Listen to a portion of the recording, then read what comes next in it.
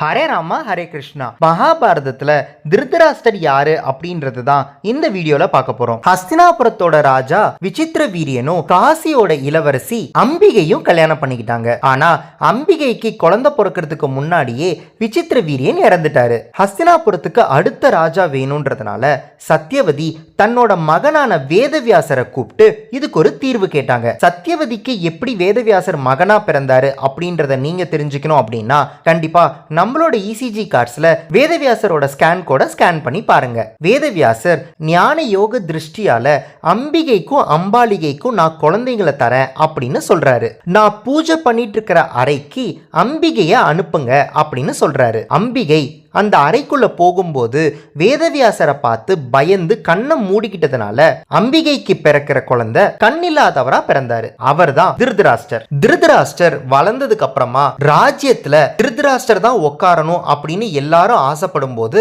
அவருக்கு கண்ணு தெரியாதுன்ற ஒரு காரணத்துக்காக அவருக்கு ராஜ்யம் மறுக்கப்பட்டு அம்பாலிகைக்கு பிறந்த பாண்டுவுக்கு ராஜ்யம் கொடுக்கப்படுது. திருதராஷ்டரால இது தாங்கவே முடியல. சந்தர்ப்பத்துக்காக காத்துட்டு இருந்த திருதராஷ்டருக்கு ஒரு அற்புதமான சந்தர்ப்பம் கிடைச்சது. பாண்டுக்கு கிடைச்ச ஒரு சாபத்தால ராஜ்யத்தை திறந்து காட்டுல போய் வாழணும்னு முடிவெடுக்கிறாரு பாண்டு. காட்டுக்கு போகும்போது அண்ணா நீ ராஜ்யத்தை பார்த்துக்கோ அப்படின்னு சொல்லி திருதராஷ்டர் கிட்ட ராஜ்யத்தை ஒப்படைச்சிட்டு பாண்டு தன்னோட மனைவிகளோட காட்டுக்கு போறாரு. இதோ நம்ம எதிர்பார்த்த சந்தர்ப்பம் வந்துருச்சு அப்படின்னு திருதராஷ்டர் ராஜ்யத்தை ஆண்டு வந்தாரு. திருதராஷ்டருக்கு இன்னொரு எண்ணமும் இருந்துச்சு. தனக்கு எப்படி ராஜ்யம் கிடைச்சதோ அதே மாதிரி தனக்கு அப்புறமா தன்னோட மகன்களுக்கு தான் ஆட்சி கிடைக்கணும் அப்படின்னு நினைச்சாரு. ஆனா அந்த உரிமை அவரோட மகன்களுக்கு கிடைக்காது. ஏன்னா அப்பவும் ராஜா பாண்டு தான். பாண்டு திருதராஷ்டரை ராஜ்யத்தை பார்த்துக்க சொல்லி தான் சொல்லிட்டு போனாரே தவிர திருதராஷ்டருக்கு பட்டாபிஷேகம் நடக்கல. பாண்டுக்கு 5 குழந்தைங்க பிறந்து பாண்டவர்கள் 5 பேரும் அரண்மனைக்கு வந்து